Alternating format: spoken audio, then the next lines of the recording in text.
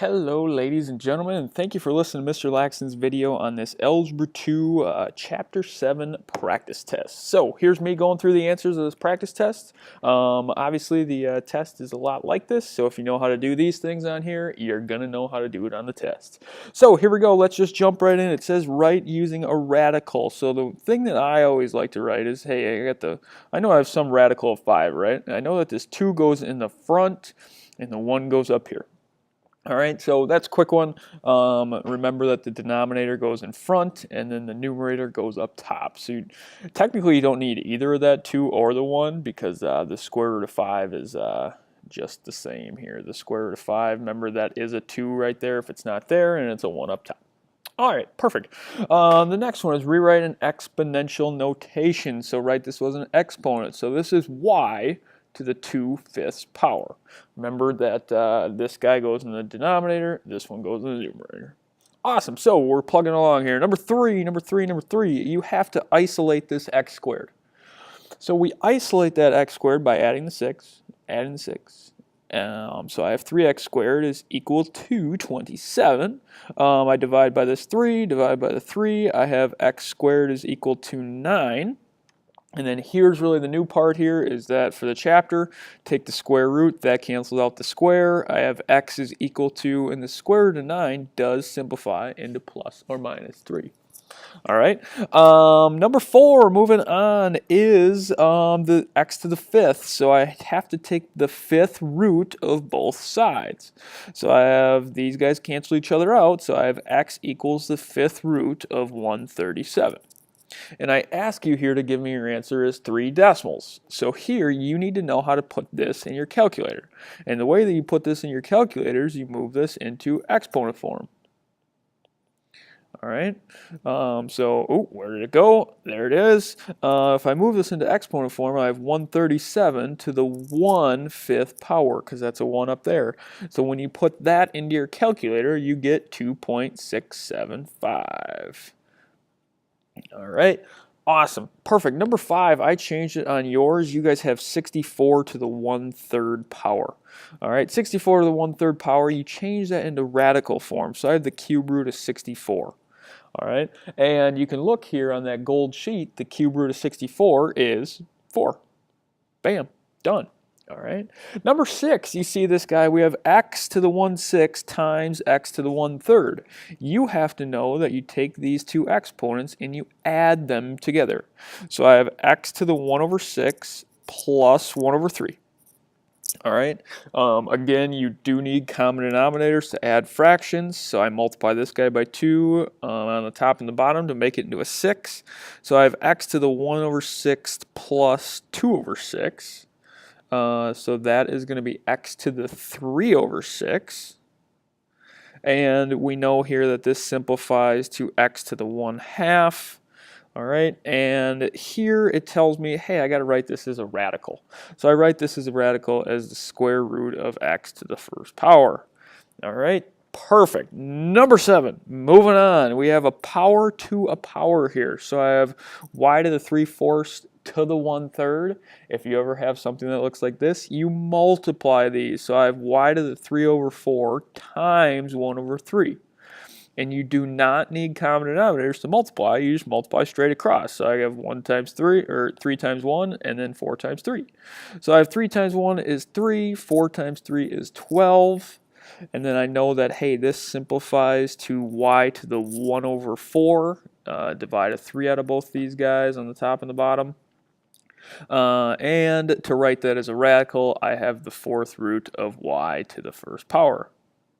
All right, again, you don't need that 1 out there, but I just wrote it just for now. All right, for number 8 here, I have x to the 1/2 and x to the 5/2. So here, I have to take these two exponents, and you have to know this, you have to subtract them together. So I have x to the 1/2 minus 5/2. Okay, and this one you should, hey, that's pretty nice because I have common denominators already. So I have x to the 1 minus 5 is -4/2. So that is going to be x to the -4 divided by 2 is -2. And remember, any negative exponents we like to take and move to the bottom. So there's 1 there now, so it's going to be 1 over x squared is my answer for number 8. All right, moving negative exponents to the bottom. All right, number 9 is a commonly missed one. You have to take, first of all, you have to take these guys and you actually have to multiply them together. So you can create this into 1 cube root, and the cube root of 9 times 3 is 27, and then x times x squared is x cubed. Okay, and then you break this guy apart again here. So I have the cube root of 27 and the cube root of x cubed. So you notice here that these guys simplify nicely. The cube root of 27 is 3, and the cube root of x cubed, I'm just going to write this out, is x to the 3 over 3, and obviously that just simplifies to x to the first. All right, so that is your answer for number 9. All right, number 10, we go on here, and we have to break these again into separate 4th roots. So I have the 4th root of y to the 12th over the 4th root of x to the 4th. All right, the 4th root of y to the 12th, this becomes y to the 12 over 4. And this guy on the bottom becomes x to the 4 over 4 as I move them from radical form to exponent form. All right, now I can simplify these guys nicely. So this is going to be y to the 3rd power. 12 divided by 4 is 3, and 4 divided by 4 on the bottom is 1. So y to the 3rd and x to the 1st. Alrighty, perfect. Moving on to these last two on the front. We have to add these guys and subtract these guys together. So really all this is just combining like terms. So my f of x I know is 5x minus 2. Alright, then I have to add my g of x, which is negative 6x plus 1. So negative 6x minus 1. Now I just go through and combine like terms. I combine my x's and I combine my whole numbers here. So 5x minus 6x's is going to be negative 1x's. Then I have negative 2 minus 1 is going to be negative 3. And that is it for that one. Combine like terms. Number 12, you take these guys and you have to subtract them. Don't forget that we like to put this g of x in parentheses because that negative needs to talk to both of them. So my f of x is 5x minus 2 minus that negative 6x minus 1. Don't forget to add the opposite here, so I make this into addition, and then these guys both turn into the opposites. So now I combine like terms, so I have 11x, and then I have my negative 2 and my positive 1 makes negative 1. All right, so combine those like terms. All right, so going on to the second page, let's switch colors here. Let's go green and, I don't know, gold. Let's go pecker colors. We might not be able to see gold. Maybe we should go with an orange. All right, now here it asks us to find f of x times g of x. So I'm going to take my f of x, which is 3x minus 2, and I'm going to times it. I like to put both these in parentheses with the 2x plus 3. Okay, and we know here that, hey, this is just a simple FOIL problem. We have to FOIL these guys together. So the 3x needs to be multiplied by the 2x and the 3 and the negative 2 onto both those guys there. So what? I have 6x squared plus 9x. This is going to be negative 4x. And then negative 2 times 3 is going to make negative 6. So if I go through and combine my like terms here, these guys, I have what? 6x squared plus 5x minus 6 is what we get for an answer. Awesome. So here on this guy for number 14, I printed off you guys as a positive 2 here, so that's what you guys have on yours. Mine is a negative, but we'll use the positive. All right, so here's what we got. We have f of x divided by g of x. So this guy, I can take my f of x, which is 12x to the 5th, and I can divide that by 3x squared. All right. Now here you can actually simplify this guy. 12 divided by 3 is 4. And then x to the 5th and x squared is going to be x cubed because you subtract those guys. So we get 4x cubed. Awesome. So here we go. These guys down here are g of x, g of f of x, and f of g of x. These are some compositions here. So remember, I kind of like to just write them out again. So I have my g of x equals 3x minus 2. And then my f of x is 7x plus 11.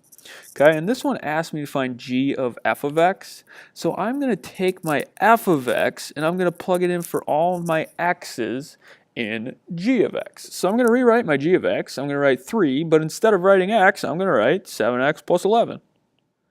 And then I still have that minus 2. Don't forget about that guy. Distribute here. So what? I got 21x plus 33 minus 2. So this guy makes 21x plus 31 here.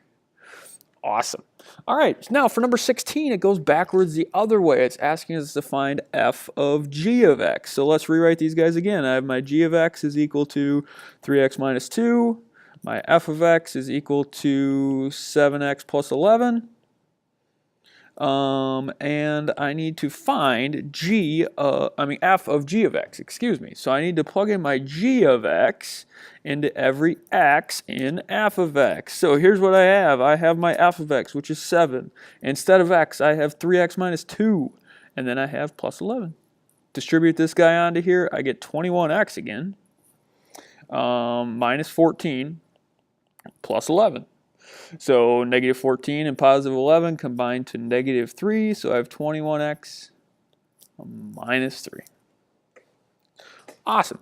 All right, so now going on to 17 and 18, you have to find the inverses of these guys. And we talked about in class, to find the inverse, you switch x and y. So instead of writing my y, I write x. Instead of writing my x, I write y. All right, so here we go. I have x equals 2y plus 3. Switch those guys. Minus the 3, I get x minus 3 is equal to 2y. All right, go through, divide this guy by 2. Divide by 2, divide by 2. So now I get 1 over 2x minus 3 over 2 is equal to y. Awesome. All right, so now for number 18, I have this guy's finding the inverse again, but it's a little bit more difficult because it's got this cubed here. But don't be discouraged by that. We can solve this. So I got x equals y cubed now minus 2. All right, just the same way. I got to add that 2 over. I got to get the y cubed all by itself. So I have x plus 2 is equal to y cubed. Now to get that cube out of there, I cube root both sides. So now I have the cube root of x plus 2 is equal to y. Awesome. So there we go. There's your inverses. All right, now 19, 20, and 21 asks you if these guys are inverses, kind of leading into each other here. So if I find f of g of x, I'm going to switch colors here. Let's go blue and purple. F of g of x, I plug in my g of x for every x in f of x. So here I have 2 times 1/2 x minus 2 plus 4. Distribute this guy. Now I get 1x because 1/2 of 2 is 1, minus 4 plus 4. These guys cancel each other out. What am I left with?